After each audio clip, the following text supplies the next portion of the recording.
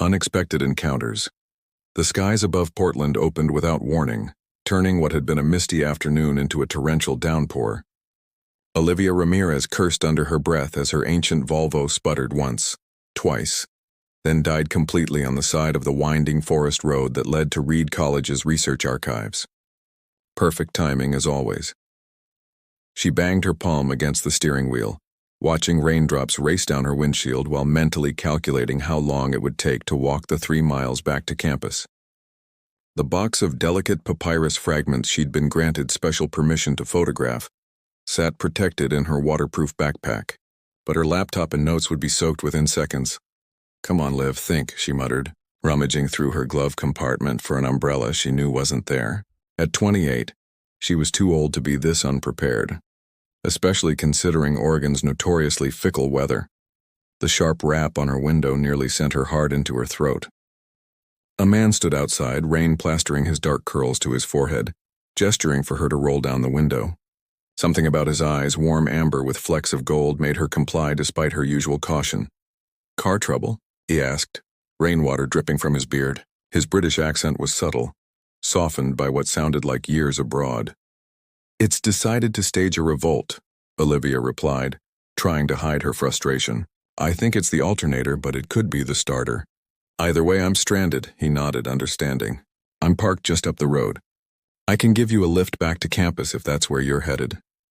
Normally, Olivia would never accept rides from strangers, but there was something reassuringly academic about him. Perhaps the leather elbow patches on his tweed jacket or the coffee-stained book peeking from his coat pocket. "That would be amazing, thank you." "I'm Olivia, by the way." "Julian Whitman," he replied, offering a hand that was surprisingly calloused for what she assumed was another bookish scholar. "Shall we make a run for it?" The dash to his car, a modest blue Subaru, left them both laughing and breathless. Once inside, heater blasting against the chill, Olivia noticed the back seat filled with boxes labeled research materials and manuscripts, fragile. "You're not robbing the archives, are you?" She joked, gesturing to his cargo. Julian's laugh was warm like honey and tea. "Not today. I'm settling in for a visiting position. Prehistoric Mediterranean cultural exchange. Boring stuff to most." "Not boring at all," Olivia exclaimed, suddenly animated. "That's essentially my doctoral focus, specifically Minoan Egyptian trade networks and their impact on artistic development."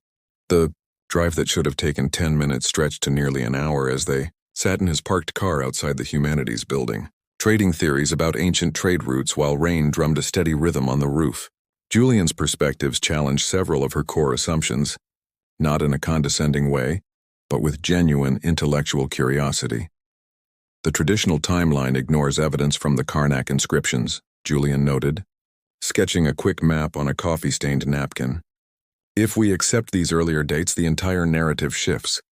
Olivia leaned closer, their shoulders nearly touching. "That would explain the anomalous pottery fragments I've been cataloging. Everyone assumes they're outliers, but what if they're actually indicators of an earlier connection?" "Precisely." His eyes lit up with the specific enthusiasm only fellow academics could truly appreciate. As the rain finally eased, Olivia reluctantly gathered her things. "I should probably let you go. Thank you again for rescuing me." "It was my pleasure," Julian replied, watching her with an expression she couldn't quite read. "Perhaps we'll cross paths again." "In a department this small?" "Almost certainly." She smiled, not knowing how prophetic her words would be. Walking away, Olivia felt an unfamiliar lightness in her chest. For the first time in months, her mind buzzed not just with research questions but with the lingering warmth of unexpected connection. A reminder that sometimes the most significant discoveries happened outside library walls, in moments of simple human kindness. Academic revelations, Monday morning arrived with cruel swiftness. Olivia hurried across the rain-washed campus, her messenger bag heavy with research materials for the department's welcome meeting. Professor Hargrove, the archaeology department chair, had emphasized punctuality in his email. New faculty introductions were apparently a sacred ritual not to be disturbed by tardy doctoral candidates. The department conference room buzzed with the particular energy of academics reuniting after summer research expeditions. Olivia slipped into an empty chair near the back, nodding greetings to fellow graduate students while fishing her notebook from her bag. Ah, excellent, we're all here, Professor Hargrove announced, his bow tie slightly askew as always. Before we discuss the semester schedule, I'd like to introduce our distinguished visiting scholar who will be leading the Mediterranean Studies Initiative this year. The door opened, and Olivia's heart performed an acrobatic maneuver she hadn't experienced since her undergraduate track and field days. Julian Whitman, her roadside rescuer, walked confidently to the front of the room. Gone were the rain-soaked curls and casual demeanor, replaced by a crisp navy blazer and the unmistakable aura of academic authority.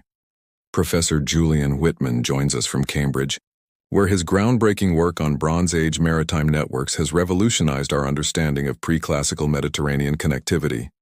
Hargrove continued. He'll be advising several of our doctoral candidates and leading the department's new digital archaeology initiative. As Julian began speaking about his research objectives for the year, his eyes scanned the room and momentarily locked with Olivia's. The flicker of recognition was subtle, a slight widening of his gaze, the ghost of a smile, before he smoothly continued his introduction. Olivia barely heard the rest of the meeting, her mind racing. The man who'd rescued her, with whom she'd shared theories and laughter, was not just any visiting faculty member. He was the Julian Whitman, whose papers she had cited extensively in her dissertation proposal. Worse, according to the department assignments projected on the screen, he was now her designated faculty advisor. When the meeting adjourned, Olivia considered slipping away, but professional necessity overrode her sudden discomfort. She needed to establish clear boundaries immediately. Professor Whitman, she approached him as colleagues filtered out. I believe I owe you an apology. I had no idea, Dr. Ramirez, isn't it? He interrupted formally, clearly aware of others within earshot. No apologies necessary. I understand you're working on Minoan Egyptian cultural exchange. I've reviewed your proposal. Quite promising work. The professional distance in his tone was both a relief and strangely a disappointment. Thank you. And yes, though it's just Olivia, I haven't defended yet. Soon enough, I suspect. His expression remained neutral, but his eyes conveyed understanding of their awkward situation. My office hours are posted. Perhaps we should schedule a proper meeting to discuss your research direction. Of course, she nodded, grateful for his discretion. Later that afternoon, Olivia sat stiffly across from Julian in his newly assigned office. Books still in boxes surrounded them, creating a labyrinth of academic potential. Well, he said, closing the door but leaving it slightly ajar, a professional courtesy she appreciated. This is certainly unexpected. Mortifying is the word I'd choose, Olivia replied, finally allowing herself a small smile. I ranted about Karnak inscription dating methods to the world's leading expert, and made several excellent points I hadn't considered, Julian countered. That's the beauty of fresh perspectives. They regarded each other for a moment, the air between them charged with unspoken recognition of their predicament. I think we should address the obvious, Julian finally said, leaning back in his chair. Our previous interaction was perfectly innocent, but given our new professional relationship, boundaries are essential. Absolutely, Olivia agreed quickly. I value my academic reputation too much to compromise it, and I imagine you feel the same. Indeed. Something flickered across his face. Regret, perhaps? Your work deserves serious consideration on its own merits. I wouldn't want anyone suggesting otherwise. They spent the next hour discussing her research methodology with meticulous professionalism. Julian pointed out weak areas in her argument with precision but without condescension, offering resource suggestions that would strengthen her theoretical framework. As their meeting concluded, Olivia gathered her notes, feeling both intellectually stimulated and emotionally conflicted. Julian was everything she could want in an advisor, brilliant, insightful, respectful of her ideas while pushing her to refine them. Thank you for your guidance. Professor, she said, rising to leave. Julian, please, at least in one-on-one meetings, he replied. Academic hierarchy has its place, but I've never been comfortable with excessive formality. Olivia hesitated at the door. Can I ask you something personal, Julian? He nodded, curiosity evident. That day in the rain, would you have stopped for anyone, or was there something specific that made you offer help? Julian, please, at least in one-on-one meetings, he replied. Academic hierarchy has its place, but I've never been comfortable with excessive formality. Olivia hesitated at the door. Can I ask you something personal, Julian? He nodded, curiosity evident. That day in the rain, would you have stopped for anyone, or was there something specific that made you offer help? Julian considered the question carefully. I'd like to think I would have stopped for anyone in distress. But the truth is, he paused, choosing his words with scholarly precision. I recognized a fellow academic. The way you were protecting your backpack rather than yourself from the rain. Only someone carrying irreplaceable research materials makes that particular choice. Olivia laughed. Our priorities do reveal us, don't they? Indeed they do, he replied softly. Walking across campus toward the library, Olivia felt the weight of professional expectations settling firmly on her shoulders. 8 months of faculty advising meetings stretched. Ahead, 8 months of maintaining careful distance from someone whose mind resonated with hers in ways she rarely experienced. The rational part of her knew this was for the best. Her doctorate, the culmination of years of sacrifice and dedication, had to take priority over whatever unexpected connection had sparked between them on that rainy afternoon. Still, as autumn leaves began their dance across the quad, she couldn't help wondering what might have bloomed in a different context, under different circumstances, in a world where their paths had crossed without the complications of academia's rigid hierarchies. Paper Lanterns October painted the campus in fiery hues as Reed College prepared for its annual Autumn Cultural Festival. The archaeology department's contribution, a recreation of an ancient Mediterranean marketplace, had fallen into disarray when Professor Hargrove threw out his back attempting to move a replica Etruscan amphora. I'm afraid you'll need to take over coordination. Professor Whitman, the department secretary, informed Julian during the emergency meeting, and you'll need a student co-chair. All eyes turned to Olivia, whose organizational skills were legendary among the graduate cohort. Dr. Ramirez has the necessary background in public education, Julian acknowledged, using the honorific title he'd begun employing to bolster her authority among peers. If she's willing, and so began 3 weeks of careful collaboration, their professional boundaries tested by late nights assembling display cases and arguing over the historical accuracy of olive press demonstrations. The Phoenician traders would never have arranged their wares this way, Olivia insisted one evening, rearranging the purple-dyed textiles for the 3rd time. Status goods would have been displayed separately from utilitarian items. Julian watched her work, amusement playing at the corners of his mouth. Perhaps informal markets, but the archaeological evidence from shipwrecks suggests more practical arrangements based on weight distribution and accessibility. Shipwrecks represent transport configurations, not display strategies, she countered, enjoying the intellectual sparring that had become their hallmark. Most of the other volunteers had left hours ago, leaving them alone in the exhibition hall. Outside, maintenance workers hung paper lanterns along the pathways, preparing for tomorrow's festivities. We should probably call it a night, Julian suggested, glancing at his watch. It's nearly midnight. Olivia nodded, suddenly aware of how comfortable their solitude had become. Over the past weeks, they had developed a rhythm, challenging each other's ideas but with mutual respect that made even their disagreements productive. Just one more thing, she said, pulling a small package from her bag. I found this at Powell's yesterday and thought, you might appreciate it. Julian unwrapped the parcel to reveal a first edition copy of Mediterranean Crossroads, the groundbreaking text that had inspired his career path. Olivia, this is... He trailed off, carefully opening the fragile cover. How did you find this? Accidentally, she admitted. I was searching for something else entirely when I spotted it. The marginalia inside is fascinating. I think it belonged to Professor Hammond from Berkeley. His notes directly challenge your thesis on Mycenaean trade routes. Julian laughed. Always undermining my authority, aren't you? Only when the evidence demands it, she replied with a smile. Something shifted in the air between them, a momentary acknowledgement of connection that transcended their academic relationship. For a heartbeat, they were simply two people who understood each other, bound by shared passion for uncovering the past. The moment shattered when Professor Nguyen, the department's newest faculty member, entered unexpectedly. Working late? She asked, her tone seemingly innocent but her eyes calculating as they moved between Julian and Olivia. Just finishing the exhibition setup, Julian replied smoothly, placing the book on the table. Dr. Ramirez has been invaluable in ensuring historical accuracy. Nguyen nodded, unconvinced. The dedication is admirable, though perhaps some balance between academic and personal life would be prudent.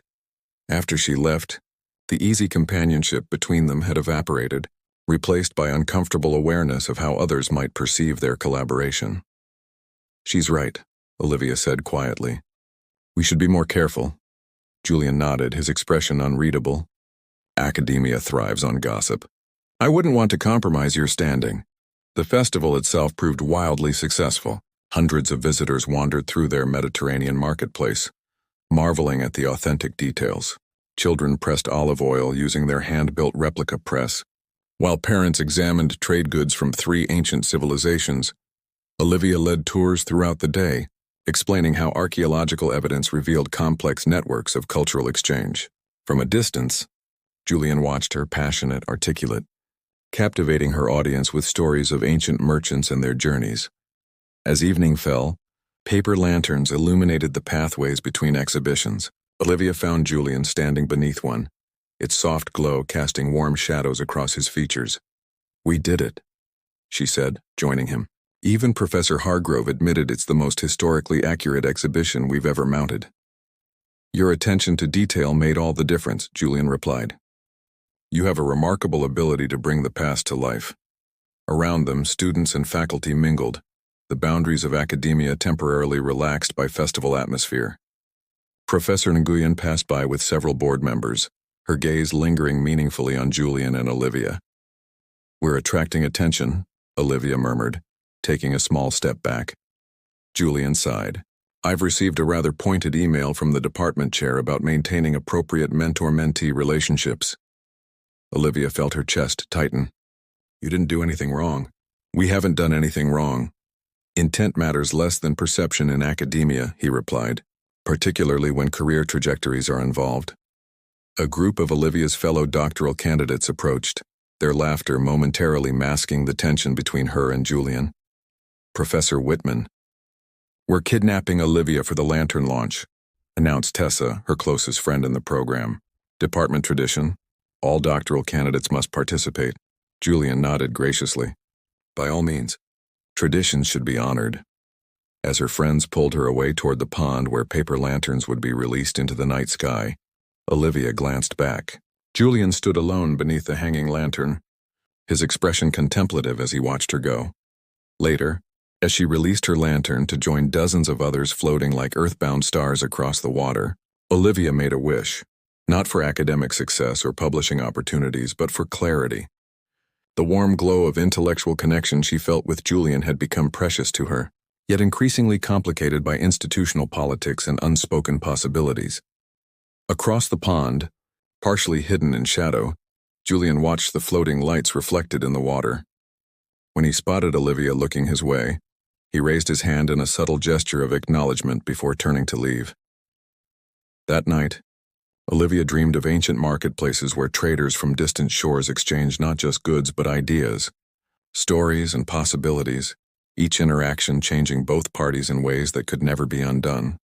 She woke with the certainty that some connections, once formed, continued to influence lives long after physical separation, like ripples expanding across still water from the touch of a lantern, set adrift with purpose and hope. Winter's distance. November arrived with biting winds and unexpected news. The Alexandrian Maritime Museum had unearthed a previously unknown collection of trade manifests dating to the Middle Kingdom period, precisely the era central to Olivia's research. When the museum announced an emergency symposium for qualified scholars, Professor Hargrove insisted Olivia apply. This could be the cornerstone of your dissertation, he declared during their department meeting. We'll expedite the travel grant approval. Julian, seated across the conference table, maintained careful professional distance since the cultural festival 6 weeks earlier. Their advising sessions had become models of academic efficiency, productive but impersonal, with none of the intellectual electricity that had characterized their earlier interactions. Professor Whitman, Hargrove continued, your recommendation letter will be crucial for Dr. Ramirez's application. Of course, Julian replied evenly. Her expertise makes her an ideal candidate. Later that afternoon, Olivia found herself alone with Julian in his office as he completed the recommendation. Outside, the first snowflakes of winter drifted past his window. Egypt in December, he commented, signing the document with an elegant fountain pen. You'll miss the worst of our winter. 3 months in Alexandria, Olivia said, still processing the opportunity. I keep thinking this must be a dream. Julian looked up, his professional mask slipping momentarily. You deserve this, Olivia. Your research approach is genuinely innovative. The Alexandrian scholars will appreciate your perspective. I wouldn't be in this position without your guidance, she admitted. These past few months working with you have transformed my methodology. Something unspoken passed. Between them, acknowledgement of the connection they'd been carefully avoiding. I've prepared some contacts for you, Julian said, returning to safer ground as he handed her a folder. Colleagues who can help navigate the museum's bureaucracy. Dr. Nassar is particularly brilliant on dynastic trading practices. Olivia accepted the folder, their fingers briefly touching. Thank you for everything. 2 weeks later, Olivia stood in the international terminal, Portland's familiar landscape already feeling distant. Her family had seen her off earlier, her mother fretting about Egyptian food safety, her father pressing extra cash into her hand despite her protests. Last call for Flight 624 to New York, connecting to Cairo, announced the overhead speaker, Dr. Ramirez. She turned to find Julian standing several yards away, a leather-bound journal in his hands. Professor Whitman? What are you doing here? Academic tradition, he explained, approaching cautiously. When scholars embark on significant research journeys, they should carry a field journal worthy of their discoveries. He extended the book toward her, its cover embossed with Mediterranean nautical charts. It's beautiful, she murmured, running her fingers over the detailed constellations that ancient sailors had used for navigation. I've taken the liberty of noting some observational frameworks in the beginning pages, Julian continued formally, as if they were in a department meeting rather than an airport terminal. Patterns you might watch for in the manifest data. Olivia opened the journal to find pages of his handwriting, not just academic notes but thoughtful questions and methodological suggestions tailored specifically to her research approach. This must have taken hours, she said, genuinely moved. Consider it an investment in scholarship, Julian replied, though something in his eyes suggested more personal motivation. The final boarding call echoed through the terminal. I should go, Olivia said reluctantly. Julian nodded. Safe travels. I look forward to your academic correspondence. The formality of his words contrasted with the intensity of his gaze, leaving Olivia with a curious mixture of emotions as she boarded the plane that would carry her across the world. Alexandria greeted her with salt-tinged Mediterranean, breezes and labyrinthine streets where ancient history collided with modern life. The Maritime Museum became her second home, its climate-controlled archives yielding treasures beyond her academic dreams. You've developed a remarkable system for cross-referencing these trade records, observed Dr. Nassar, the museum's chief archaeologist, during their 3rd week of collaboration. Most Western scholars impose their frameworks rather than allowing the documents to reveal their own patterns. My advisor encouraged perspective flexibility, Olivia explained, thinking of Julian's methodological notes. Sometimes we must unlearn our training to see what's actually before us. December blurred into January, as Olivia lost herself in the rhythms of research. Each evening, she returned to her small apartment overlooking the harbor to transcribe her findings into Julian's journal, which had become both academic record and personal diary. Between technical observations, she found herself recording impressions of Alexandria's markets, the quality of light across the Mediterranean, the feeling of walking streets where ancient scholars had once debated the nature of the universe. Her weekly email updates to the department were models of academic precision. Her separate messages to Julian, however, gradually evolved into something more personal, intellectual, exchanges that wandered beyond strict research, parameters into philosophical reflections on how the past shapes present understanding. The manifest reveal how Minoan traders adapted Egyptian accounting methods while maintaining their own symbolic systems, she wrote one evening. It makes me wonder how much of who we are persists even as we incorporate new perspectives. Do we ever truly change our fundamental patterns of thought or merely expand them? His replies, initially cautious, grew similarly reflective. Perhaps the most valuable exchanges leave both cultures distinctly themselves yet irrevocably altered, he responded. The most interesting questions in archaeology often reveal more about human consistency than human difference. By February, Olivia's research had attracted attention beyond the museum.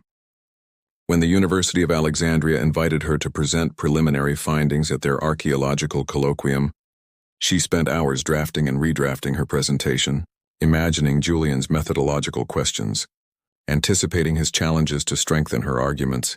The presentation exceeded even her own expectations. Scholars from 3 continents requested copies of her research framework, and the Alexandrian Maritime Museum extended her fellowship for an additional month. That night, rather than her usual methodical email, Olivia sent Julian a simple message. They understood. Everything we've been working toward, they saw its value. I wish you could have been here. His reply came hours later when she had nearly fallen asleep. I've never doubted your ability to make them understand. Some voices simply must be heard. As March brought warmer Mediterranean breezes, Olivia found herself increasingly torn between professional triumph and personal longing. Her research had never been more productive, yet Alexandria's ancient stones and timeless sea made her acutely aware of life's brevity compared to archaeological timescales. One evening, watching fishermen return with their catch, just as their ancestors had for thousands of years, she opened Julian's journal to find she had filled all but the final page. On this last empty sheet, she wrote not research notes but a simple truth. Distance clarifies what proximity obscures. Some connections transcend professional boundaries, cultural differences, and institutional constraints. They exist in a place beyond time, like the ancient trade routes that persisted despite changing empires, political structures, and social conventions. I understand now what we've both recognized but couldn't acknowledge. She never sent these words. Instead, she packed the journal carefully among her research materials. Preparing for her return to Portland, uncertain what awaited, but knowing she had been transformed by more than academic discovery during her winter abroad. Beyond academia, April in Portland brought cherry blossoms and academic upheaval. Olivia returned to campus to discover the department in transition, Professor Hargrove announcing early retirement, curriculum committees debating structural reforms, and Julian Whitman's visiting position concluding in just 6 weeks. The Cambridge department is quite insistent on his return, Hargrove explained during Olivia's reintegration meeting. Though several American universities are making competitive offers, Olivia maintained professional composure while processing this information. After 3 months of intellectual correspondence that had gradually blurred the lines between academic exchange and personal connection, the prospect of Julian's departure struck harder than anticipated. Their first post-Alexandria advising meeting carried the weight of unspoken tension. Julian's office, once filled with unpacked boxes, now showed subtle signs of pending departure. Emptier bookshelves, fewer personal items on his desk. Your research findings are remarkable, he said after reviewing her preliminary report. The correlation between Minoan symbolic adaptations and Egyptian administrative practices fundamentally challenges the established chronology. The Maritime Museum has offered co-publication, Olivia replied, focusing on academic matters despite the journals and letters that had passed between them. They're providing full access to their complete manifest archives. Julian nodded, professional pride evident in his expression. This will establish you as a leading voice in Mediterranean exchange theory. The dissertation committee will be impressed. They discussed methodological approaches and publication strategies with careful precision, both avoiding acknowledgement of the deeper understanding that had developed during her absence. The meeting concluded with Julian glancing at his watch. I should prepare for my seminar, he said, rising from his chair. Your research presentation to the department is scheduled for next Tuesday, correct? Yes, Olivia confirmed, gathering her materials.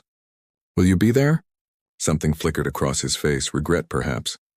Unfortunately, I have an interview at Berkeley that day.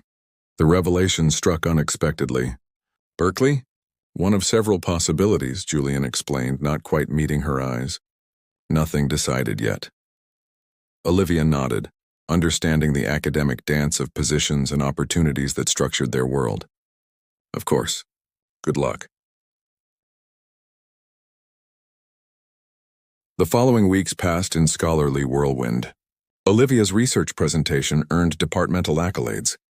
Her dissertation draft progressed rapidly, incorporating the Alexandrian discoveries that had transformed her theoretical framework. Yet beneath her academic success ran an undercurrent of anticipation, watching Julian navigate his final weeks at Reed with dignified professionalism.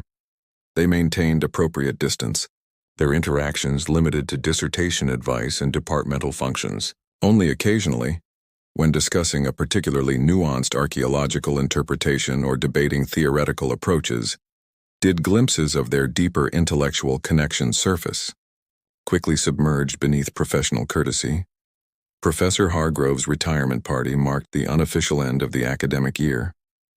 Faculty and graduate students gathered at the university boathouse, celebrating both his career and the department's accomplishments. To Professor Whitman, Hargrove raised his glass during toasts, whose visiting year has elevated our Mediterranean Studies program to international recognition. Julian acknowledged the tribute graciously. The intellectual environment here has been equally valuable to my research, particularly the opportunity to work with scholars who approach familiar evidence with fresh perspectives. His gaze briefly met Olivia's across the room before returning to his colleagues. Later, as evening settled over the lake, Olivia found herself alone on the boathouse deck, watching moonlight ripple across the water. The sounds of the party continued inside, but she welcomed the momentary solitude to collect her thoughts. "May I join you?" Julian's voice came from behind. She nodded, making space along the railing. "Congratulations on your successful year." "Thank you," he replied, standing beside her with careful distance between them. "And congratulations on your research breakthrough. You've established yourself as a scholar to watch." They stood in silence for a moment, the academic pleasantries inadequate for what remained unspoken. "I've accepted a position," Julian finally said, looking out across the water rather than at her. "Not Berkeley as it happens." "Oh?" Olivia tried to keep her voice neutral. "NYU's Institute for Mediterranean Studies.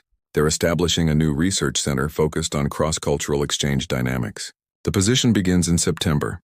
Olivia processed this information, calculating its implications. New York is a significant change from Cambridge. "Yes," Julian agreed, though considerably closer to Portland than England would be. The statement hung between them, its meaning unmistakable. "When do you leave Reed?" she asked quietly. "Next Friday. My visiting contract concludes with the semester." Another silence, filled with academic realities and personal possibilities. "I've been invited to present at the International Archaeological Congress in Boston," Olivia said finally. "Early August." Julian turned to look at her properly for the first time. "The IAC is quite selective. Apparently, the Alexandrian discoveries warranted an exception to their submission deadlines." She paused. "New York is only 4 hours from Boston." "By train," Julian confirmed, a smile touching his lips. Very convenient for academic collaboration. The professional veneer of their conversation barely concealed its underlying current. For months they had maintained boundaries defined by institutional propriety and academic ethics. Now, with those structures shifting, new possibilities emerged. "I brought something for you," Olivia said, reaching into her bag to retrieve the leather journal he had given her at the airport. "It's filled now, but I thought you might appreciate seeing how your methodological suggestions developed in practice." Julian accepted the journal, his fingers brushing hers in the exchange. "I look forward to reading it." Inside, the retirement party continued its convivial progress, unaware of the quiet conversation reshaping two academic futures on the moonlit deck. 3 months later, Olivia stood on the platform at Boston's South Station, her conference presentation successfully delivered and her dissertation defense scheduled for October. The train from New York arrived precisely on schedule, commuters streaming past her as she watched for a familiar figure. Julian appeared among the business travelers, his academic demeanor softened by casual clothes and 3 months of distance from Reed College's hierarchical structures. When he spotted her, his smile carried none of the reservation that had characterized their campus interactions. "Dr. Ramirez," he greeted her, Stopping an arm's length away.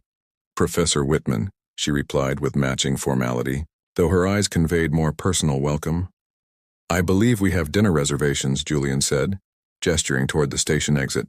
I know an excellent place near the harbor where we can discuss your conference presentation.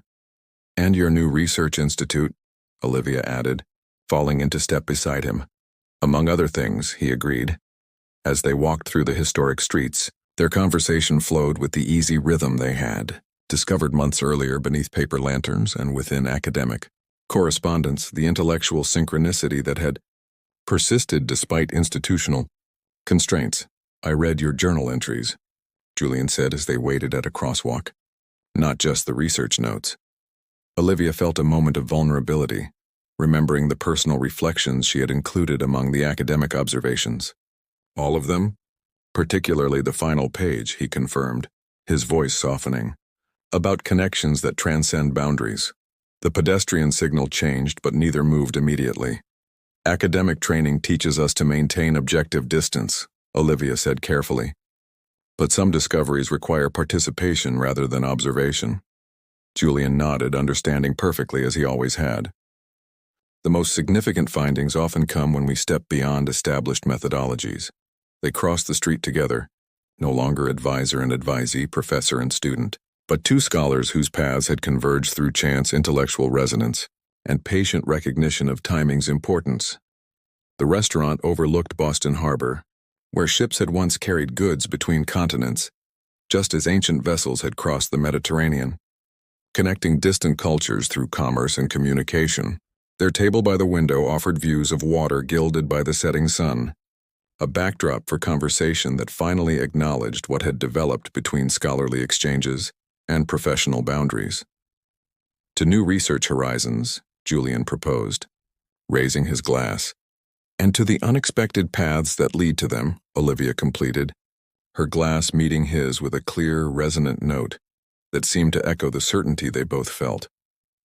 Outside, the eternal rhythm of tides continued its ancient pattern, receding and returning, creating distance only to close it again, a natural cycle as old as the civilizations they had separately studied, and now together understood in deeper, more personal ways.